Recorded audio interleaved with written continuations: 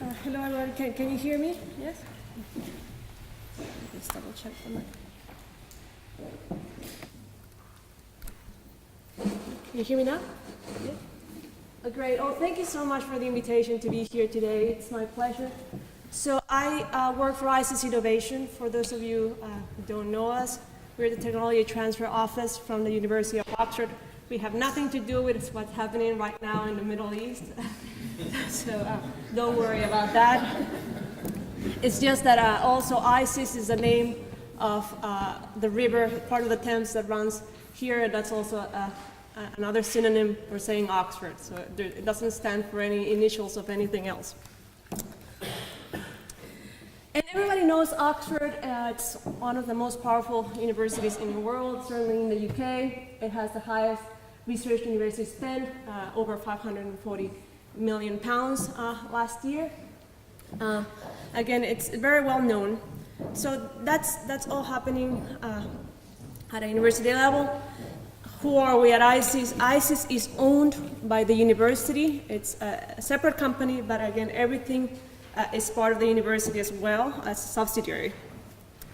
And what we do at ICES is that we help researchers who want to commercialize their research. So nobody is forced at the university to commercialize the research if they don't want, but if they want to do it, they come to us and we help them. And we're actually now very proud of being the latest, considered now the best technology transfer office in the world, according to the Global University Venturing firm. And this year we just won this award. And we're also the 5th highest patent filer in the UK. So this is considering all companies and everything. So we file the 5th largest applicant of patents. And in ICES, there's 3 divisions. So the largest division, the main one, is technology transfer. So what this division does is it's in charge of doing all the technology transfer activities for the Oxford academics. So again, if you come up with an idea, we'll help you analyze it to see whether or not it can be licensable, spin-outs, Again, not everything necessarily needs to go through this route. We just can help you in other ways as well, material sales, questionnaires. There's also a seed fund, ICES Annual Network, software incubator, as well as managing all the IP from the university hospitals, NHS Trust. Then the second division is Oxford University Consulting. So that is if you're an Oxford academic and you want to do consulting activities to somebody else, we can also assist you in getting that arranged. The third division, which is the third division I work on, is as consulting to outside entities. So I've been very fortunate to be working here for almost 3 years. And what we do is we form technology transfer partnerships with other universities, other institutions. We assist government agencies, and I'm going to talk about this a little bit more. But what this helps us is also get a global perspective on how commercialization works, not just at Oxford, but we have experience in working with over 50 countries around the world. So we're very aware of what the problems are commercializing technologies, what you see in Colombia, we see it in other places around the world. Again, we're very familiar with Latin America. We have a lot of experience in Mexico, Chile, and Argentina, a little bit in Brazil as well. And I'm not going to bore you with a lot of these figures, but again, ICES itself is very successful. We've had almost 12 million of turnover last year. We put a lot of companies, have almost as many licensed deals as we have patents, which is a very good indicator of how successful you are. We keep growing in terms of employees and consultancy agreements. I always say a word of caution for anybody, though, who sees a technology transfer office as a revenue stream for a university. Recent surveys have shown that in the US, for instance, almost 85% of all technology transfer offices are not profitable. So if you're going in mind saying, I want to make impact, I want to make innovation, I want to commercialize my research to make lots of money, that the reality of things is that's not likely to happen. Chances are you are at best going to break even. And how we do this is we like to say we manage and foster innovation in the whole ecosystem around us, from investment funds, research, commercial agreements. So we see ourselves in three axes. So, well, anyhow, on one side, managing the research and the academics, on the other side, trying to find commercial partners, and also try to find investors. So if it's not for the money, why do you want to do this? It's a matter of making innovations to generate impact. And that is also our main objective of ICES, is to create impact, not just, again, a financial benefit. That's great, that's fantastic. But more and more, what we want to see is to get these technologies to the world. Because we saw some excellent talks earlier in the morning, from Carlos and Charles and Alexandra. And yes, there's so many nice ideas, but the bottom line is, unless you get it to the public, your idea is great in paper, or you make a publication, and that's fantastic, but unless you get that innovation, is actually getting it to the world. And we see that as our main priority, to get new products and services to the world. And as well, there's economic impact, not just to the university Again, chances are you're not going to be profitable or greatly profitable as a technology transfer office. But what you want to do is generate impact in your society. A recent survey that we had done showed all the number of jobs that have been generated and economic impact in our society that has been generated by ICES doing activities. And this is what you want. This is what you want to foster. Because, again, there's only so many jobs in academia. You're generating all these academics, but not everybody can be an academic professor. You're generating all your students in science to do something else. So you want them, again, to be part of society and to generate more jobs and higher level jobs at that. So that is why you do this. And again, we want it to be technology and innovation for the people. Here, just showing 3 examples of Oxford technologies that we do, whether or not we know whether they'll be successful economically or not, but we want them to have impact in society. The first one is a turbine that is underwater to generate electricity. The second one involves for organs, to preserve organs for longer periods of time. And the third one involves an electric engine for cars. So again, that's just a very, very brief example of technologies we work with. But we also don't just want to work with technologies from Oxford. We see having impact at a world level. And this is where, again, our division comes. Like I mentioned earlier, we work with technology providers, with facilitators, and technology seekers. So on one hand, we work with universities, small companies, and then we also work with institutions that are governments and science parks, people that facilitate technology transfer. And on the last side, we work with people who are seeking technologies, from startups, companies, or large companies.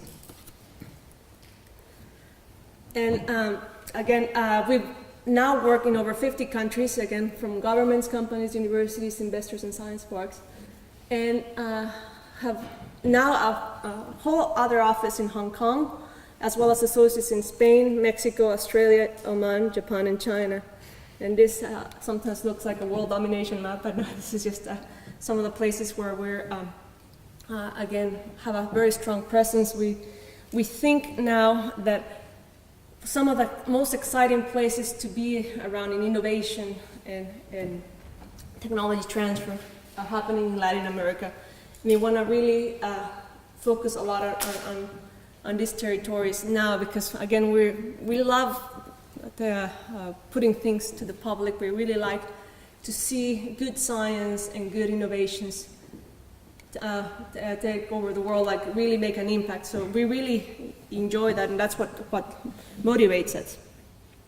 And again, we see in all these Latin countries a lot of change. We see a lot of policy changes, and we want to be a part of that change. So that basically is to talk a little bit about what we have seen in Colombia and what have we done there. And like Alexandra was talking about earlier, historically, there is a lack of investment in R&D in Latin America. Again, this is also just a recent study showing how many of the Latin countries have a lot less R&D activities than other parts of the world. And also, she showed similar figures about the expenditure of R&D in terms of a percentage of the gross domestic expenditure. And actually, Colombia here is not even in this list. Is 0.17, so like Alexander was saying, close to 0.2. Whereas we have countries like Israel spending over 4% of their GDP, and many European countries around 2%. But also, like she said, it was going to be my point that in spite of that, so far with what we've seen so far in terms of science in Colombia, we've been very impressed of everything that is going on at the universities. There is that spirit from all the Latin spirit of let's make this work somehow, and working really hard, and the science we've seen so far has been very promising. We work with various institutions in Colombia. We work with Conciencias, a little bit BIOS. We work in Medellin as well with Ruta N, which is a government institution regionally, Tecnova, and in Impulsa actually with Pontificia Universidad Javeriana here and Universidad Industrial de Santander. In terms of Conciencias, this is an example of a recent project we completed with the Foreign Commonwealth Office to start developing biotechnology capacity in Colombia. We assisted them in doing from training also to helping them develop capacity to select projects, not just based on science, but also based on their commercial potential, and trying with a strong focus on biotechnology projects. And the idea is that there would be this seed fund that fund the science as well as trying to get a higher biotechnology capacity in the next 5 years in Colombia as well. Again, this is the work I was talking about with Ruta N and Impulsa. So with Ruta N, we've been working on a project for 18 months. Again, it's another seed fund where they've selected a lot of projects that they think are very close to getting to market, and the idea is to help them and assist them to get their innovations out there, not just again sitting in the lab, but how to actually make it work as a commercial venture. And in terms of universities, we've been working closely with Javeriana and Universidad Industrial de Santander, and also a long-term project to help them commercialize certain technologies. And again, this is where I say that the technologies we've seen so far we think are very promising, and obviously for confidentiality reasons I can't just put the information of the projects that we're working with up there, but yes, we're trying to help them find potential licensees for some of these technologies at the moment. And again, we're quite excited about some of the projects we're working with them. So, what have we learned? I think, like I said before, one major point to make is that we think it's a very exciting moment right now. It's a very good region for technology transfer. One of the things that we've seen as a limitation is that there tends to be quite a focus when they're thinking about commercializing a technology about the regional market. And we keep telling them, okay, the market is not just regional, forget about that, think about it in terms of global. And partnerships with things like what Charles was talking about earlier, that's the whole point. It's like, stop thinking about this, you have all the world is your oyster. So just let's open up your mind and think about how we can tackle this. I mean, then again, there are some technologies that are only suitable for regional markets.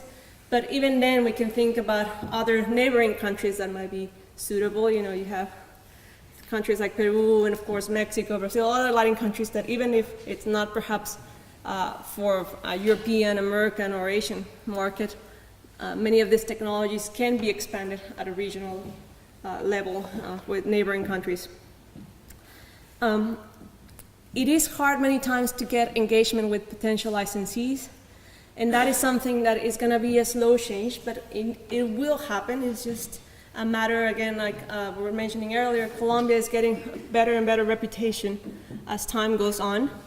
It's still hard sometimes to get engagement from big companies trying to, like, you have your technology, even if it's a very promising technology, just getting that other person to hear you out and say, okay, try out my technology might be difficult. And this is where people like us can make an important difference in that. The name Oxford carries a lot of weight, so if we call a big company saying, look at this technology, this is a great technology, just give it a try, look at this information, that many times makes a huge difference. And there is a lack of experience in marketing technologies, and again, we're trying to work closely with these universities and other institutions to change that. There are some legal issues that need to be addressed at a government level, but there are various ways of going around that. One, for instance, is the creation of spinouts. In many cases, professors from universities are not allowed to own any shares in spinouts, for instance, in Colombia. But again, that needs to be changed at a policy level, but there are ways and mechanisms to get around that, and whenever we also try to help try to get those mechanisms in place. And more importantly, is changing that culture, the cultural shift in the mindsets within the academic community. I mean, don't get me wrong, we see this problem in Oxford as well. It's not just a problem in Colombia or Mexico or anywhere else. It's changing the academic mindset of, please don't just go ahead and publish that. Everybody, I mean, I'm a scientist myself, I have a postdoc and did a PhD in nanotechnology and biochemistry. And yes, when you're doing your research, the first thing you think, okay, if I don't publish this, I'm not gonna graduate, I'm not gonna be able to apply for a grant or whatnot. But more and more we're shifting to the impact. Now in the UK, you're getting more and more judged as a researcher about the impact of your research, not just from whether or not you have a publication. So it's becoming ingrained into also the grants, that if you can't demonstrate impact, you're not going to be actually funded.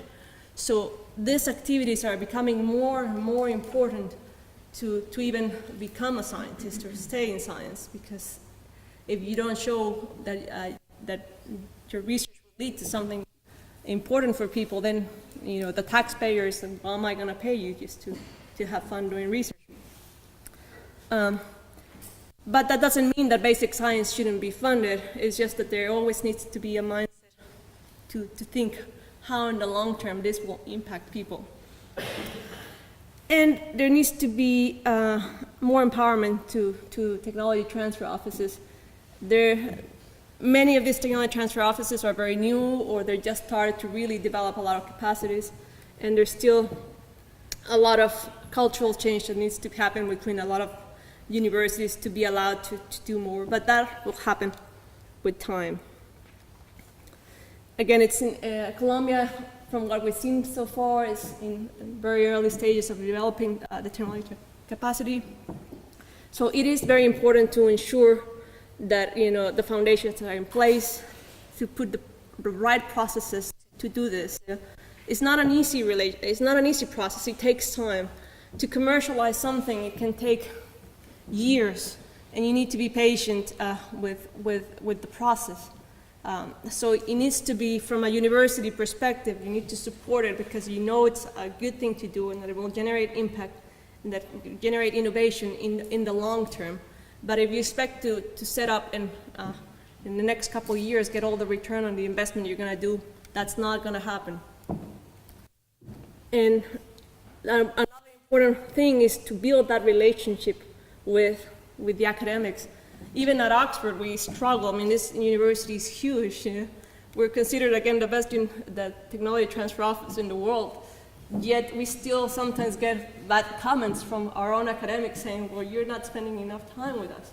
And this happens because, yes, obviously, we want to cater to everyone, and you never can forget about that relationship ultimately you're working with the researchers, and you want to make that relationship work, and you need enough people and put enough time into making those relationships to get this system to work properly. And like I said before, this takes a long time and a lot of effort. So you need to be conscious of doing this to make this sustainable in the long term. And I'm not going to go through this in great detail, but these are, again, just some of the issues that we're seeing. Again, having a right IP policy in place, we see so many problems around the world in institutions that don't have clear IP policies that make all sorts of problems for commercializing research. So having a right IP policy in place is vital. Again, there's a lot of issues with spin-out companies. That's another thing that needs to be addressed. You know, the easiest thing is to license a technology to an existing company, because it takes a lot of effort to set up a spin-out company. But in many cases, it is good to set up a spin-out company. And in the long run, it might be the best idea in some cases. But it takes a lot of effort, a lot of skills. You need the right business management skills. And we see in Colombia that this is something that is many times lacking. There's not that network of entrepreneurs and really people with management qualities that can make a spin-out company really succeed. So developing that capacity in Colombia is also very important. Again, we have a very good network here in Oxford. For when a new spin-out company comes, we are generally able to find a good CEO for that company. But it takes time to develop that, and that needs to be developed there. Because academics tend not to be the best person to run a company. Not that there's anything wrong with academics, it's just that there's not that mindset of commercial awareness that is needed to run a successful company. And again, there's always things like legal responsibilities and in many cases luck for the company to succeed.